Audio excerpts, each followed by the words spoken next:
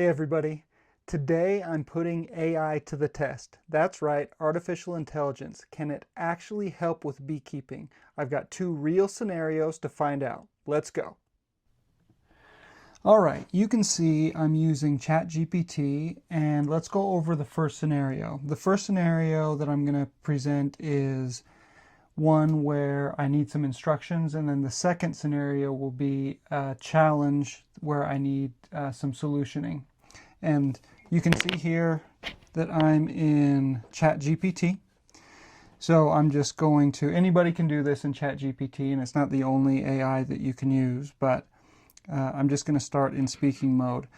All right, ChatGPT, let's talk about making OA sponges, oxalic acid sponges. Tell me what I need to do. Sure, making oxalic acid sponges involves a few steps. First, you'll need oxalic acid dihydrate, glycerin, and some sort of absorbent material like cellulose sponges. You'll dissolve the oxalic acid in glycerin, then soak the sponges in this solution. Once saturated, you'll let them dry so they're ready to be placed in the hive. The idea is that bees will come into contact with the oxalic acid as they walk over the sponges, helping to control varroa mites. Remember to wear protective gear and measure accurately. Okay, slow down and let's walk through this. Now, I've heard that Randy Oliver's formula or how he puts it together is the way to go. Can you guide me through how he does it? Sure, Randy Oliver's method involves dissolving oxalic acid dihydrate in glycerin to create a concentrated solution. First, you'll measure out the oxalic acid and glycerin according to his formula, typically around 1 to 2 by weight. Then, you'll heat the glycerin gently in a double boiler or similar setup. Once warm, slowly add the oxalic acid, stirring until fully dissolved. Afterward, soak your sponges thoroughly and let them dry on a rack. It's crucial to follow his recommended ratios and safety precautions. Okay, I've got 3 hives. I've watched some videos before. I think I want 2 sponges for each hive. Does that sound right? Yeah, 2 sponges per hive is a common approach. It should provide good coverage for the bees to pick up the oxalic acid. Just make sure the sponges are well saturated and dry before placing them in the hive. And remember to handle everything with care.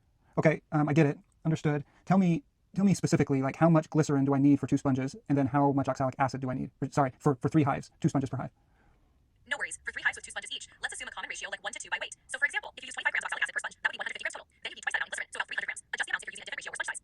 Okay, and then you're telling me that I put the glycerin on the stove and warm it up to what temperature? You just want to warm the glycerin gently, so around 140 to 160 degrees Fahrenheit should be sufficient. This helps the oxalic acid dissolve without overheating. Keep it on low heat and stir continuously for even distribution. Okay, am I adding the oxalic acid right away with the glycerin when I put it on the stove? Yes, once the glycerin is warmed up, you can start adding the oxalic acid gradually, stirring constantly to help it dissolve evenly. Just be sure to keep the temperature steady and avoid boiling. Okay, I think you mentioned 140 to 160 degrees. That sounds like it's too hot to me. Are you sure? You're right to be cautious. The exact temperature can vary based on the method. Aiming for a warm but not too hot range is key. You can go a bit lower, like around 120 to 140 degrees to be on the safe side. Just warm enough for the oxalic acid to dissolve. Okay, and after that's dissolved and I stir it up, what do I do?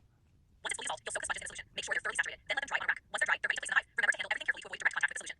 Okay, can I put it in the fridge, or how do I store it if I'm not ready to use it right away? You can store them in an airtight container at room temperature. If you want to store them longer, the fridge is a good option. Just make sure they're sealed well to keep them from drying out or absorbing moisture. Okay, thanks for your help. You're welcome. Anytime. All right, let's move to scenario number 2, which would be if I'm out doing a hive inspection. So here we go.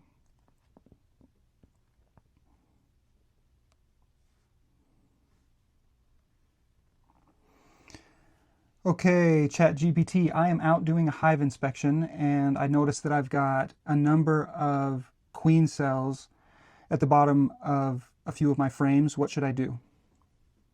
Hey Jed, if you've got queen cells at the bottom of your frames, it's likely the bees are preparing to swarm.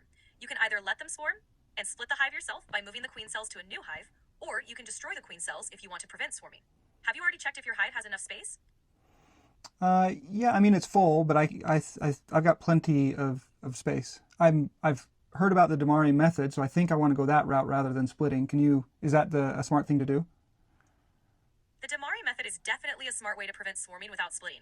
It involves separating the queen from most of the brood, which keeps the colony together. Just make sure the frame you leave with the queen has capped brood and no eggs or larvae. The upper box will hold frames with eggs and uncapped brood, and you'll destroy any queen cells after 7 to 8 days. Have you done this before? Yeah, I did it last year, but it's hard to remember everything. In a concise bullet format, will you walk me step by step through exactly what I need to do?